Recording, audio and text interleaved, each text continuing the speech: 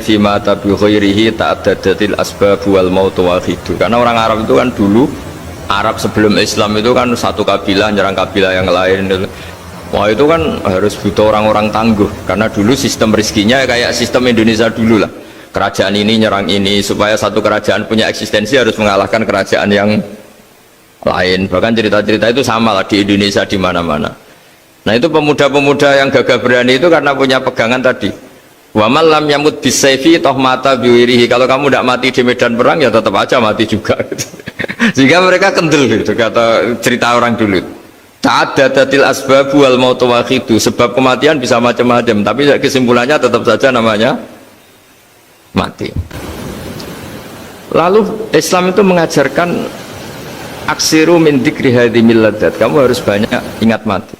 Tapi uniknya Islam itu menyuruh ingat mati itu disuruh justru semangat hidup. Karena kita butuh bekal itu.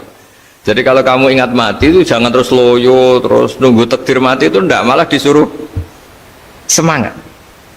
Nah, tenaga medis semangat mengobati pasien, yang pasien juga semangat apa? Mensupport dirinya supaya punya keberanian hidup. Orang Jawa nunggoni anak, nunggoni putu.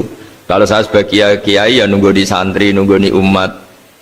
Jadi ingat mati itu justru dengan cara mencintai hidup. Karena hidup ini adalah bekal kita untuk sanggup ketemu Allah Subhanahu wa taala. Kadang-kadang bekal itu mudah sekali.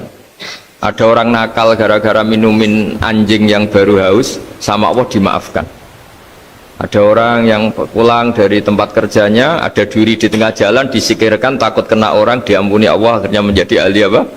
Surga. Ada orang yang kerja untuk orang tuanya, kemudian orang tuanya dicukupin menjadi ahli surga. Bahkan ada ahli surga itu ceritanya itu, tapi ini jangan dicoba.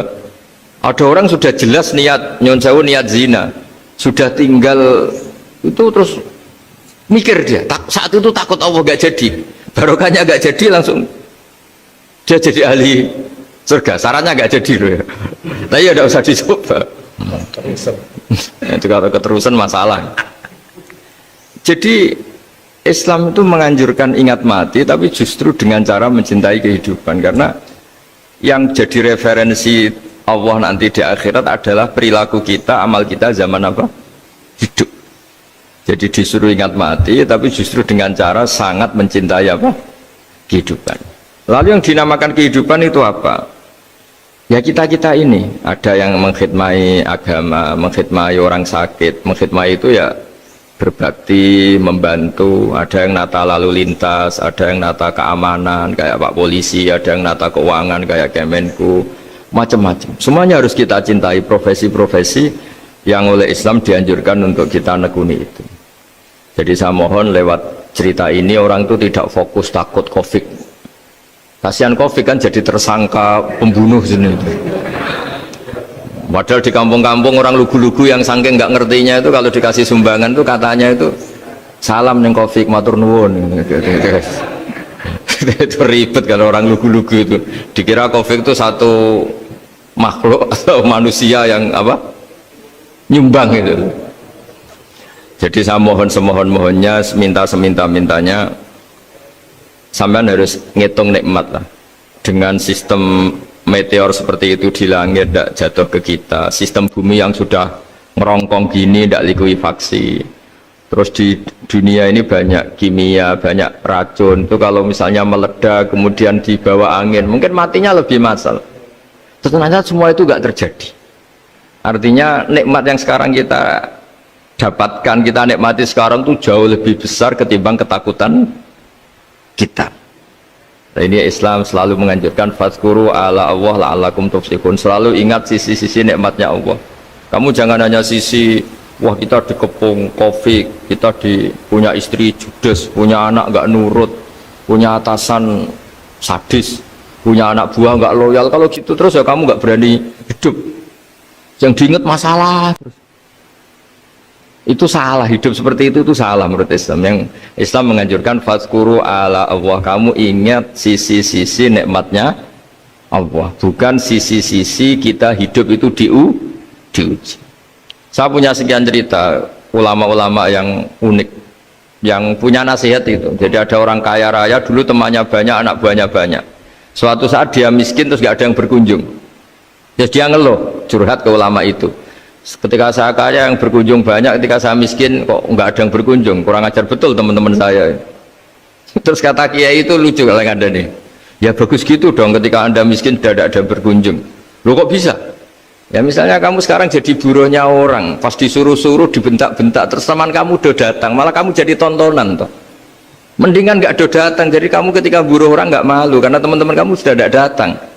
Ya alhamdulillah kalau gitu ya. Jadi dulu satu hal yang dia dulu nganggap problem, iya kan, kalau kamu misalnya dulu kaya, temannya banyak, jabat, terus yang takut banyak. Ketika sudah miskin, Yun Sawu jadi buruhnya orang, disuruh-suruh, terus teman kamu tetap udah datang. Siap nggak ada? Siap datang apa siap nggak datang? Lebih siap nggak datang sebetulnya kan? Karena nggak jadi tonton. Akhirnya dia sadar. Ya gitu, kalau dikeluhin istri saya ini judes, ya sering marahin gini-gini.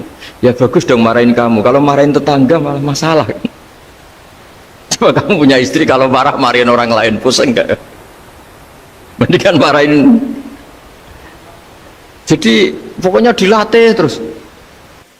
Lama-lama dia bersyukur. Nah termasuk cara kita melihat kehidupan. Ada doa Rasulullah SAW yang luar biasa. Ya Allah, jadikan kehidupan ini sebagai penambahan saya untuk berbuat baik. Wal mauta rohatan li min kulli syarrin. Kalau engkau takdir mati, ya anggap mawon nih mati itu berakhirnya semua potensi keburukan saya. Orang itu kan potensinya dua, buruk betul atau potensi buruk. Mungkin sekarang kita tidak korupsi, tapi saja suatu saat kita korupsi. Mungkin sekarang kita tidak salah, suatu saat potensi salah. Dan mati itu mengakhiri itu semua. Makanya saya berkali-kali cerita kalau ngaji, kalau orang-orang alim NU itu kalau ada bajingan mati tetap dia seksa ini baik dia. Itu tetangganya nggak mau semua. Wong bajingan udarani baik, tapi kiainya ngotot harus disaksikan kalau ini baik. Akhirnya mereka bilang ya baik-baik, padahal di hati kiainya sudah tidak bisa garong lagi, tidak bajing lagi, ya baiklah gitu. Jadi sehingga orang-orang soleh itu melihat hidup itu ya biasa, melihat mati itu biasa, karena hidup adalah sarana kita menambah kebaikan, dan mati adalah akhir dari segala keburukan kita atau potensi keburukan kita.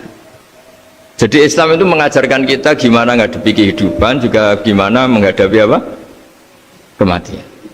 Jadi saya ulang lagi, itu ajaran-ajaran Islam yang luar biasa. Jadi ij'alil hayata ziyadatan li fi kulli khairin wal mauta rohatan li min kulli syarrin. Jadi hidup menambah kebaikan, kalau kita mati anggap saja mengakhiri semua buruk kita kalau kita sedang buruk atau potensi keburukan kita. Saya cerita ringan tapi supaya diingat-ingat. Jadi kalau kita yang nekuni, saya tadi kan sudah bilang, kita kiai yang nekuni ilmu itu, ya tadi kita agak fokus bicara COVID. Inna Allaha yumsikus samawati wal ardo an tazula wala in zalata in amsakahuma min ahadim min ba'dih. Kalau kamu ahli meteorologi kan melihat ini jatuh, jumlahnya besarnya sekian. Ini kalau digesek oleh atmosfer paling masih sekian, kayak kemarin Januari kan hujan meteor yang sering kena Lampung kemarin. Terus di mana-mana mesti takut kamu itu. Kalau kamu ahli gempa takutnya itu ya pergeseran lempengan bumi. Kalau kamu ahli tsunami ya takutnya tsunami. Kalau ahli sosiologi ya takutnya chaos sosial, ya sama. Kamu medis ya takutnya penyakit yang menular, penyakit seperti ini. Oke, kita sekarang fokus menghadapi COVID dan kita selalu berharap supaya Indonesia terbebas dari apa? COVID dan musibah-musibah yang lain. Ya tadi, apa gunanya terbebas dari COVID tapi chaos sosial kayak apa terus kita. Sehingga Islam selalu mengajarkan harus disyukuri lah bahwa kita sekarang alhamdulillah kita hidup harmonis. Kita kata Mbah Mun Bhinneka Tunggal Ika itu dimentikakno terus yang terakhir masalah air. Air itu sumber kehidupan. Di antara Allah mengingatkan kita adalah kul ara'aitum in asbaha ma'ukum ghoron famay ya'tikum bima imma'in. Bumi ini kan bawahnya ada magma, terus ada air.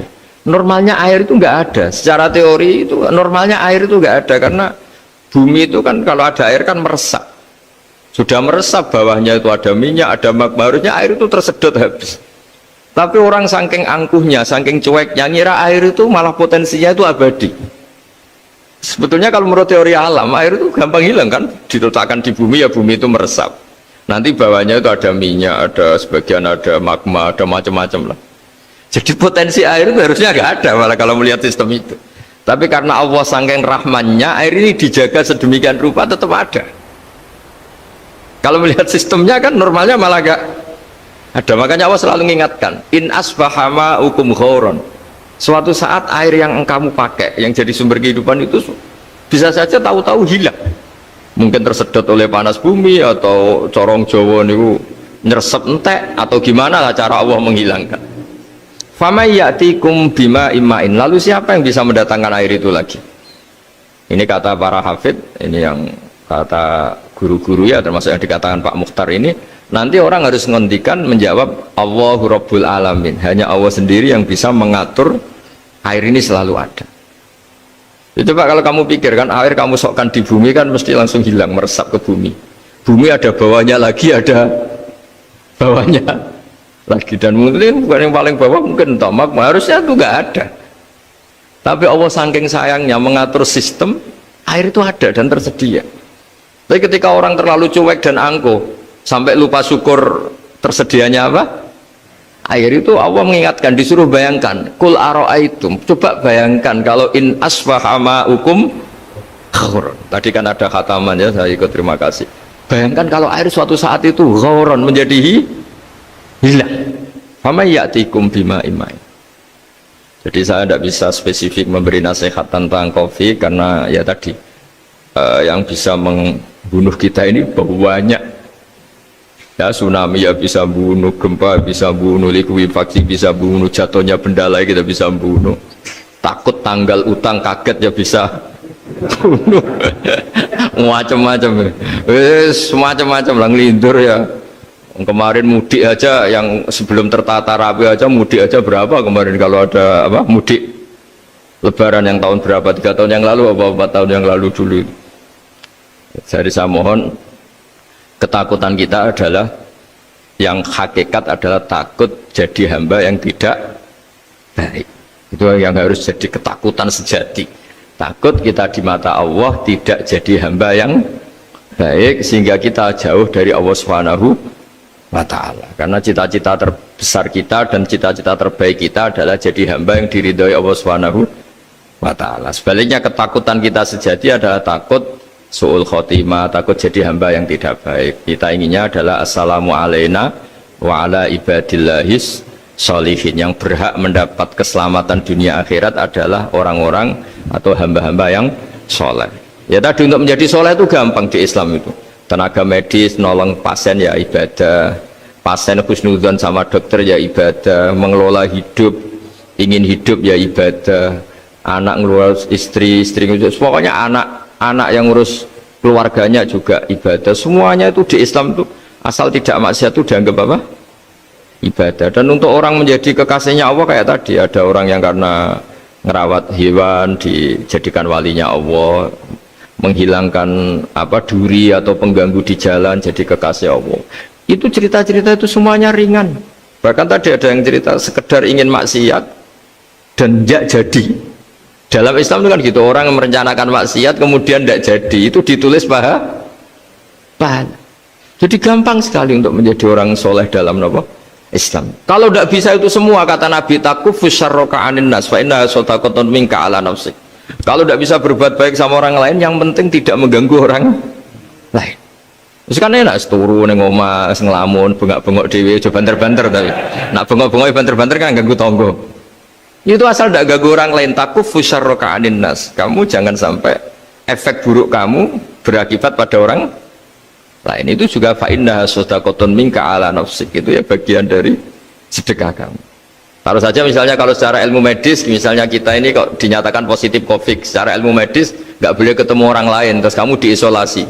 Kamu niatin ketika diisolasi itu tidak menularkan bahaya kepada orang lain. Itu juga ibadah. Jadi ibadah itu gampang sekali, mudah sekali. Karena agama ini yuridu wa bikumul yusra wala yuridu bikumul usra. Agama ini mudah bukan sulit.